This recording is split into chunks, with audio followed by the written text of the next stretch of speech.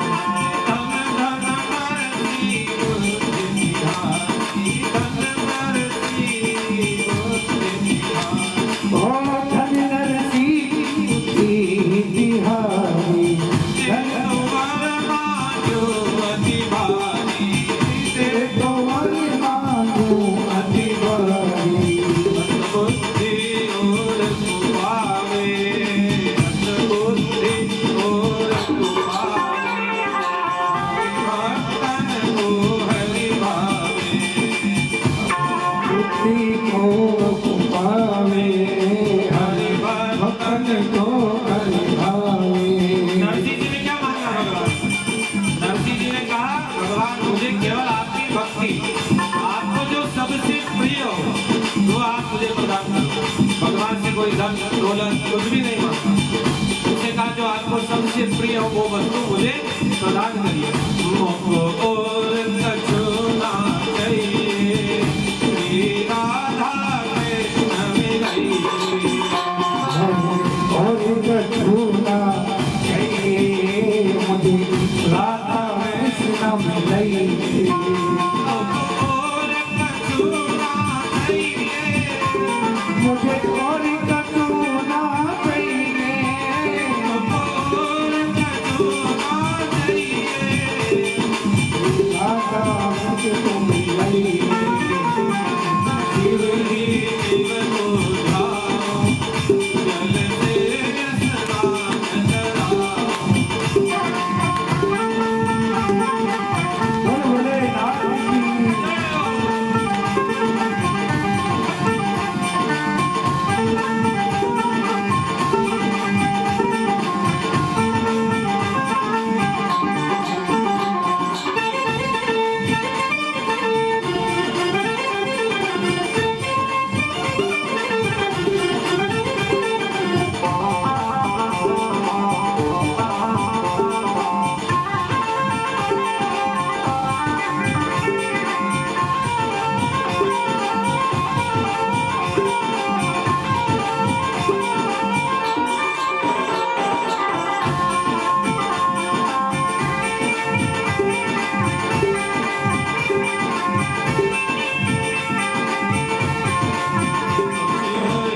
शिव को जाओ, जल से स्नान कराओ। शिव को जाओ, जल से स्नान कराओ।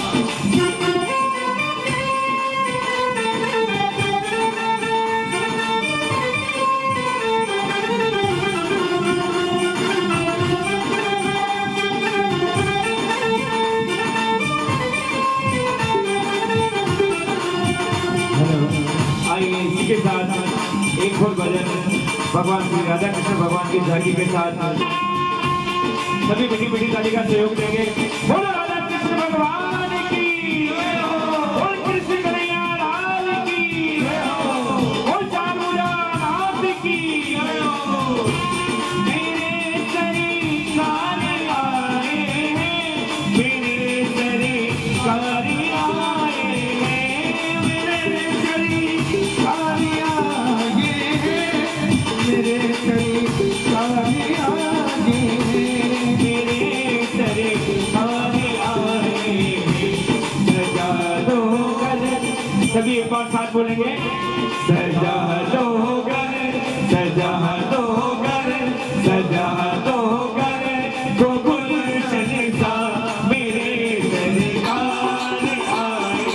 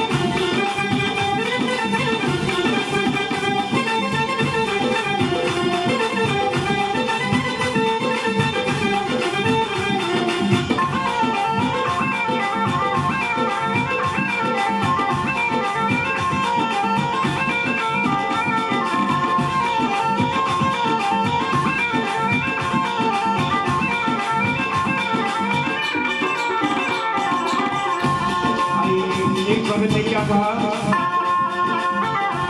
ओ बढ़िया ही है मेरी आँख देख कर अपने बाबा को, बढ़िया ही मेरी आंखें देख अपने बाबा को, बढ़िया ही है मेरी आँखें देख कर अपने बाबा को, बढ़िया ही मेरी आंखें देख कर अपने बाबा को, हुई रोशन मेरी गलियां, हुई रोशन मेरी गलियां, सजा दो गए तो गुलशन का, सजा दो गए तो गुलशन का, मेरे सरकार आए हैं। मेरे शरीर का दिया ये, मेरे शरीर का दिया ये, मेरे सरकार आए हैं, मेरे सरकार आए हैं, मेरे सरकार आए हैं। सजा दो तो गुलशन सा, मेरे सरकार आए हैं।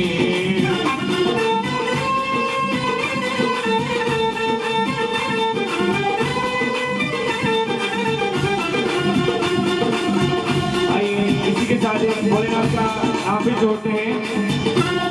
मेरे सरकार आए हैं, मेरे भोलेनाथ आए हैं, मेरे शरीर का दिया ये, मेरे भोलेनाथ आए हैं, मेरे भोलेनाथ आए हैं, मेरे भोलेनाथ आए हैं, मेरे भोलेनाथ आए हैं। सजा दो गए को गुलशन का, मेरे भोलेनाथ आए हैं।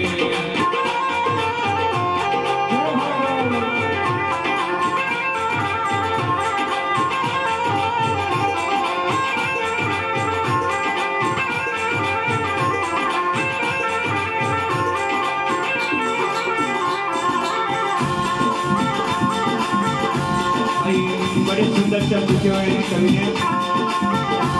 तुम करीब भी नहीं जाना मेरी इस सोनी दुनिया से, मेरा करीब भी नहीं जाना मेरी इसी सोनी दुनिया से, बोल दादा कृष्ण भगवान की जय हो, बोल बालाजी महाराज की जय हो, बोल नंद के आनंद की जय हो, बोल कृष्ण कन्हैया लाल की। तुम करीब भी नहीं जाना मेरी इस सोनी दुनिया से, मेरा करीब भी नहीं जाना मेरी इसी सोनी दुनिया से, मेरी से सोनी दुनिया से। कहो हरदम यही सबसे, कहो हरदम यही सबसे, मेरे सरकार आए हैं। सजा दो गरीबों गुलशन सा, मेरे सरकार आए हैं।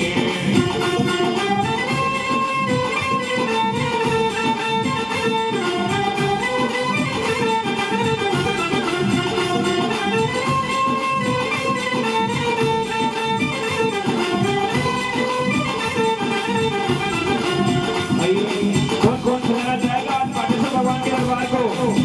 एक बार सभी हाथ खड़े करें। बोल पाटेश्वर भगवान की, बोले भोलेनाथ की, और सभी एक बार मेरे साथ बोलेंगे।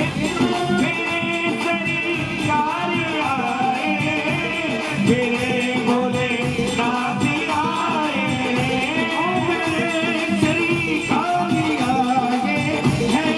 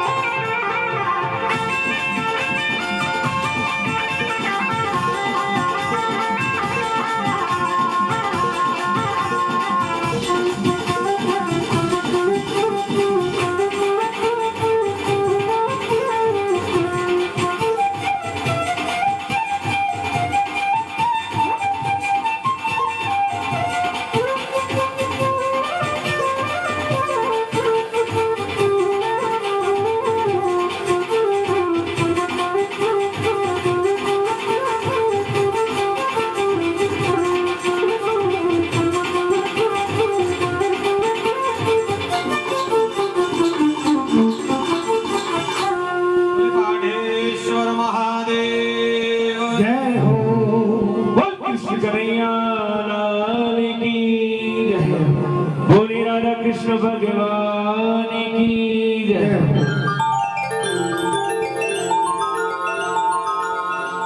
समस्त ऋषिगण द्वादश ज्योतिर्लिंग की महिमा को जान करके बड़े प्रसन्न हुए।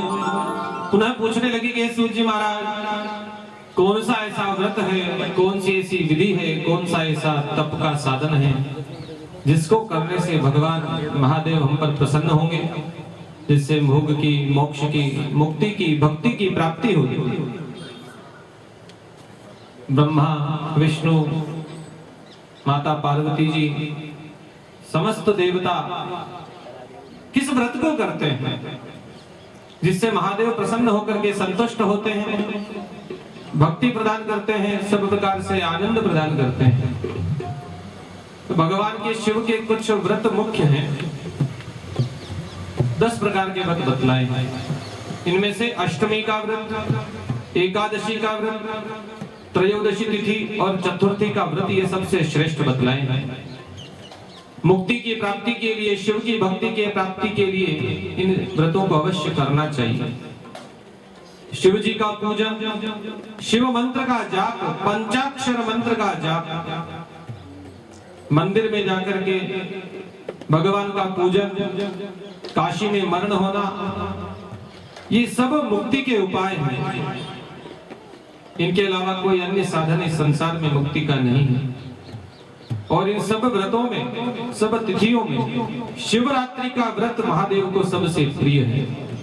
जैसे एकादशी भगवान श्री हरि नारायण को सबसे प्रिय है, वैसे ही शिवरात्रि का व्रत महादेव को सबसे प्रिय करता है। शिवरात्रि का व्रत करने से भगवान सदाशिव प्रसन्न होते हैं।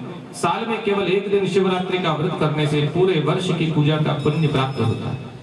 अमंत्रकं न कर्तव्यम पूजनम तु हरस्य च। व्रत की विधि जिस प्रकार आपको कल बतलाई कि हमको व्रत के दिन प्रातःकाल जल्दी उठना, तीर्थ में स्नान करना, शरीर को पवित्र करना, संकल्प करना, यथाविधि सामग्री से भगवान का पूजन करना, दिन भर लौकिक कार्यों में लगे हुए रहकर भी महादेव का नाम स्मरण करना, सायंकाल दीपदान करना, भगवान के निमित्त कीर्तन, भजन, भगवान का जप करना, रात्रि को जागरण करना इत्यादि कार्य व्रत के मुख्य हैं। भगवान का पूजन करें। पार्थिव शिवलिंग का पूजन शिवरात्रि को अवश्य प्रयास करके करना चाहिए। पार्थिव शिवलिंग न बना सके तो हमारे नजदीक जो भी मंदिर हो वहां जाकर के भगवान का पूजन करना चाहिए। अगले दिन प्रातःकाल पुनः भगवान का पूजन करके भगवान को भोग लगा करके फिर व्रत का पारण करना चाहिए। ब्राह्मणों को, याचकों को, मांगने वालों को, अतिथियों को यथाशक्ति संतुष्ट करके फिर ही प्रसाद पाना चाहिए। जो भी व्यक्ति इस प्रकार से व्रत करते हैं, महादेव का वचन है कि शिवरात्रि का जो व्रत करते हैं उन भक्तों से मैं कभी दूर नहीं रह सकता। उस व्रत के पुण्यों का वर्णन करना असंभव है। ऐसे भक्तों की समस्त इच्छाएं पूर्ण हो जाती हैं। व्रत भी 2 प्रकार के हैं, काम भाव से करने वाले और निष्काम भाव से किए जाने। मन में कोई कामना हो तो उसे तो सदाशिव अवश्य पूर्ण करते ही हैं, लेकिन निष्काम व्रत की महिमा अनुपम है। प्रभु उस भक्त की सब मनोकामनाओं को अवश्य पूर्ण करते हैं। निष्काम भाव वाले भक्त की तो महिमा भगवान भी वर्णन नहीं कर सकते। जो व्यक्ति कामना से व्रत करते हैं उन्हें उद्यापन भी करना चाहिए। निष्काम व्रत करते हैं तो उसमें उद्यापन की आवश्यकता नहीं है। और शिवरात्रि का जो व्रत है ये चतुर्दशाब्दम कर्तव्यम, 14 वर्षों तक नियम पूर्वक करना चाहिए। कम से कम 14 वर्ष पूर्ण होने पर भगवान शिव का विधि विधान से पूजन करें, अभिषेक करें, यथाशक्ति अर्चन करें, आरती, कीर्तन, भजन, प्रसाद सब अनुकूलता जैसी हो उस तरह से भगवान का पूजन करने से भगवान सब प्रकार से मनोकामनाओं की पूर्ति करते हैं। अब ऋषिगण पूछने लगे कि ये महिमा कैसे जाने हम, किसने किया, कुछ विधि विधान किसने समझा। जैसे सत्यनारायण भगवान का व्रत, एकादशी का व्रत, पूर्णिमा का व्रत इस संसार में प्रचलित हुआ तो उनमें कथाएं जो आती हैं कि इन व्यक्तियों ने पूर्व में यह व्रत किया, उससे इनको ऐसा ऐसा फल मिला, इससे यह व्रत प्रभावशाली बना। किसकी इतनी महिमा है। तब ऋषिगणों को महाराज कहने लगे कि किसी समय में गुरुद्र नाम का एक भील शिकारी था, जंगल में निवास करता था, पशुओं को मारना, शिकार करना ये उसका नित्य कार्य। कभी उसने कोई अच्छा काम नहीं किया, कभी भगवान का भजन नहीं किया, क्योंकि उसे ऐसी सत्संगति कभी नहीं मिली।